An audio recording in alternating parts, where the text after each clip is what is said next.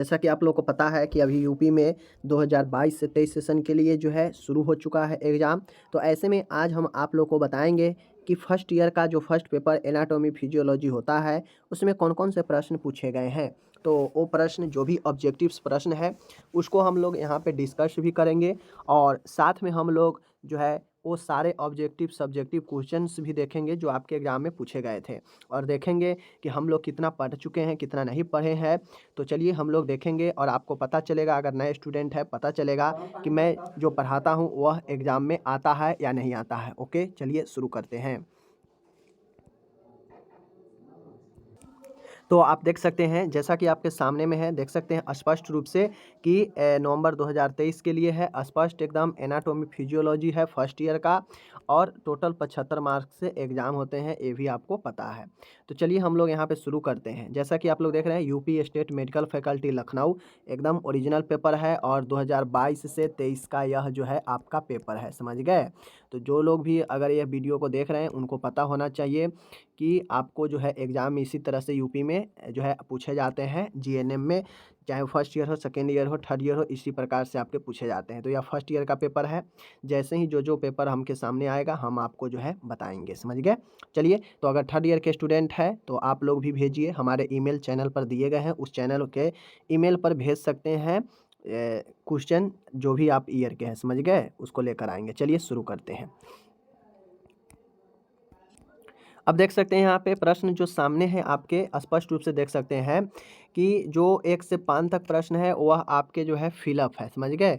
किस तौर पे है, फिलअप नहीं, यह एमसीक्यू जो मल्टीपल चॉइस होता है चुनने वाला, इनमें से कौन एक सही होगा वो है।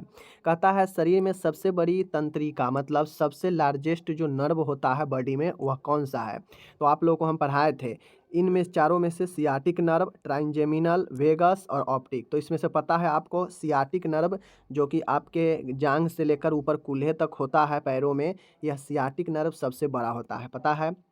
नेक्स्ट है, कहता है फादर ऑफ बैक्टीरियोलॉजी यानी जीवाणु विज्ञान के जनक कौन है, ये पूछ रहा है, समझ लीजिए। माइक्रोबायोलॉजी नहीं पूछ रहा है, यहाँ पे बैक्टीरियोलॉजी पूछ रहा है। ये भी हम पढ़ाए हैं, रॉबर्ट जो है लुईस पास्चर के बारे में आप लोग को पढ़ाए हैं। तो राइट आंसर इसमें लुईस पास्चर होगा, समझ गए।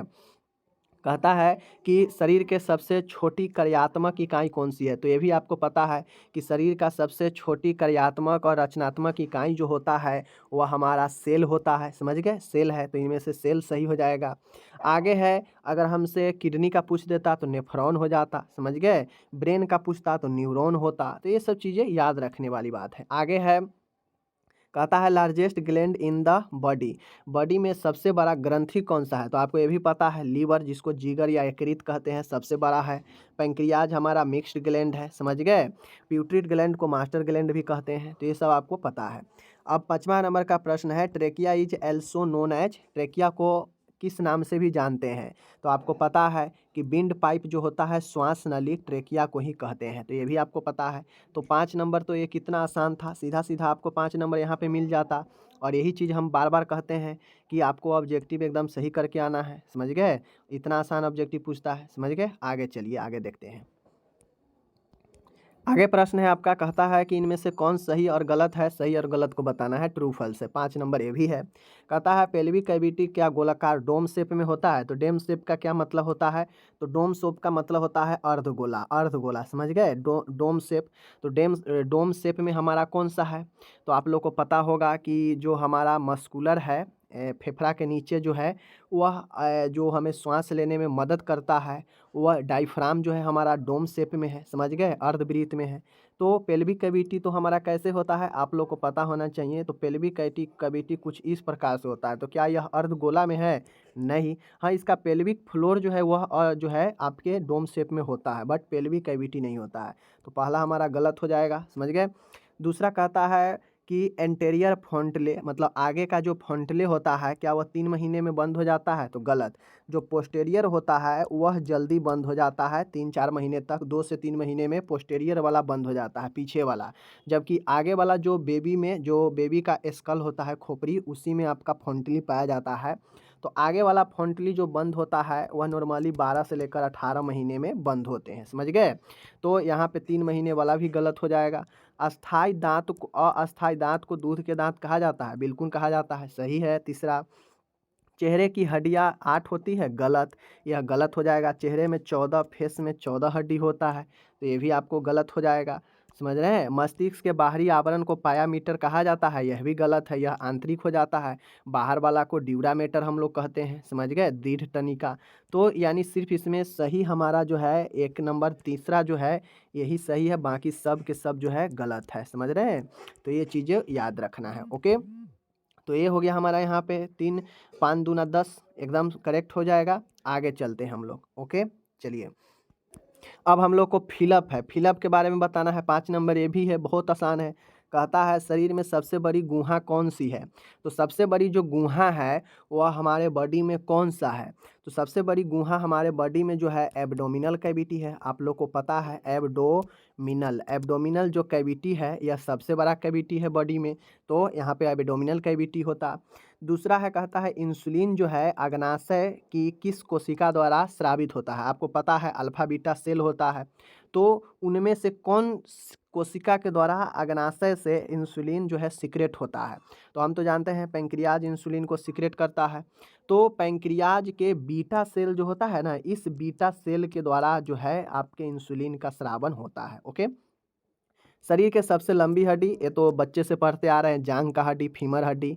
ओके, फेफड़े के बीच के जगह को क्या कहते हैं। तो दोनों फेफड़े के जो बीच का जो जगह होता है इसे हम लोग मेडियास्टिनम कहते हैं। क्या कहते हैं, मेडियास्टियम कहते हैं, समझ गए, याद रखिएगा।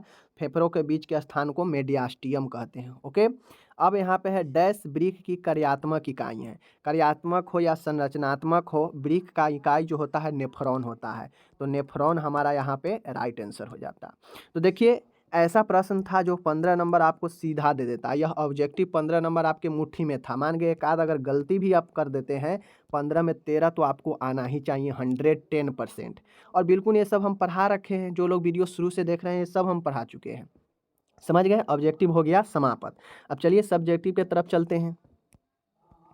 अब आपके यहाँ पे देखिए शॉर्ट नोट्स है। शॉर्ट नोट्स जो होंगे आपको जो है आपके सामने में यहाँ पे स्पष्ट रूप से दिए गए हैं शॉर्ट नोट्स।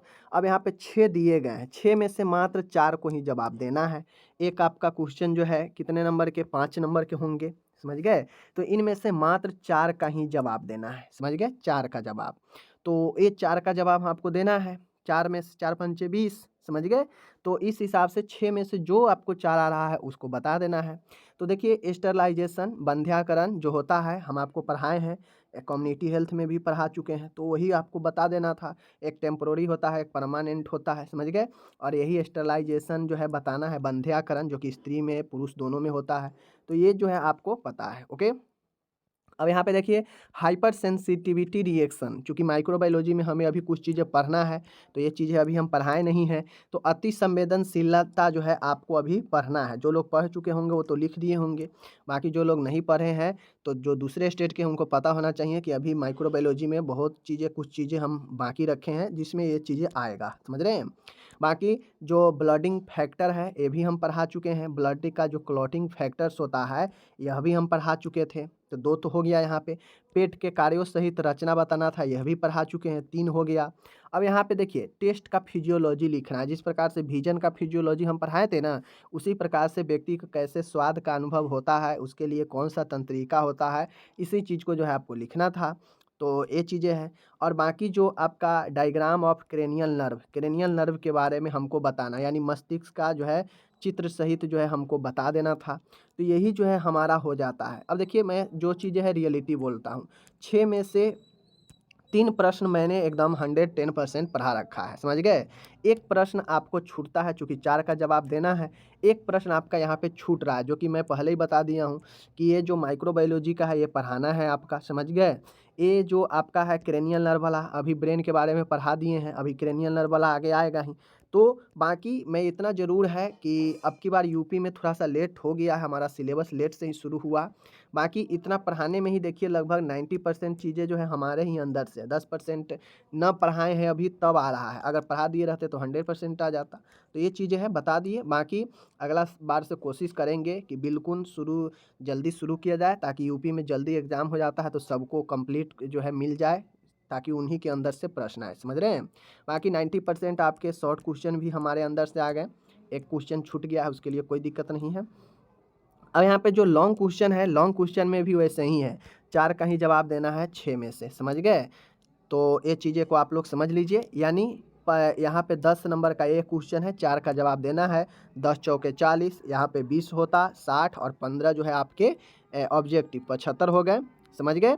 तो आपके सामने में यहाँ पे देख सकते हैं हमें इम्यूनिटी के बारे में ये भी पढ़ा दिए हैं, इम्यूनिटी के टाइप्स भी पढ़ा दिए हैं। ओके, हृदय के बारे में भी पढ़ा दिए हैं। अभी अभी कुछ दिन पहले ही जो है कार्डियोवास्कुलर सिस्टम पढ़ाए ना आप लोग को, हृदय वाला, ये भी पढ़ा दिए हैं। श्वसन तंत्र, श्वसन का मैकेनिज्म भी पढ़ा दिए हैं कि कैसे मैकेनिज्म, इसका क्या विशेषता है, पढ़ा दिए हैं।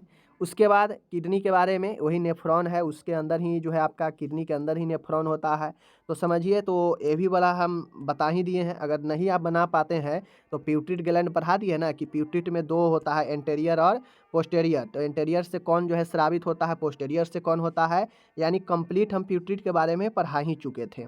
बाकी बुखार के बारे में भी आपको फंडामेंटल में पढ़ा ही दिए हैं, और उसको कैसे नियमन हम लोग तापमान को करके रखते हैं ये भी जो है आपको बताना था। यानी 4 क्वेश्चन आपको बताना था 6 में से। तो 1 नंबर, 2 नंबर, 3 नंबर और चौथा यहाँ पे प्यूटरिट, 4 यहाँ पे जवाब दे देना है, 2 छोड़ देना है। जो 2 हम नहीं भी यहाँ पे मान के पढ़ाए हैं, फिर भी 4 तो आपके लॉन्ग क्वेश्चन टोटल आ ही गया। तो इस प्रकार से जो लोग हमें देखते हैं, समझते हैं, उनको पता है कि लगभग मैं 90% प्रश्न मैं पढ़ाने के बाद आपको, अभी कुछ बाकी है तब जाके 90% आ गया है। अगर टोटल हमारा सिलेबस समाप्त रहता तो 100% हमारे ही में से टोटल क्वेश्चन आता। बाकी कोशिश करेंगे कि अगला बार जो अभी फर्स्ट ईयर में थे उनके लिए सेकेंड ईयर होगा, जो नए होंगे उनके लिए फर्स्ट ईयर होगा। कोशिश करेंगे कि अगला बार जल्दी शुरू किया जाए, ताकि उन लोग को एग्ज़ाम नवंबर तक जो होता है वो नवंबर से पहले जो है सिलेबस कंप्लीट कर दे, और जो भी लोग पढ़े उनके अंदर से ही उनको सवाल आए, समझ गए। बाकी आगे हम लोग अगले क्वेश्चन का भी सॉल्यूशन देखेंगे, जो भी आएगा मेरे पास। आप लोग ज़रूर बताइए ईमानदारी से कि क्या मैंने इसमें से 90% प्रश्न को पढ़ाए या नहीं पढ़ाए हैं, समझ गए। ज़रूर बताइए। मिलेंगे अगले वीडियो।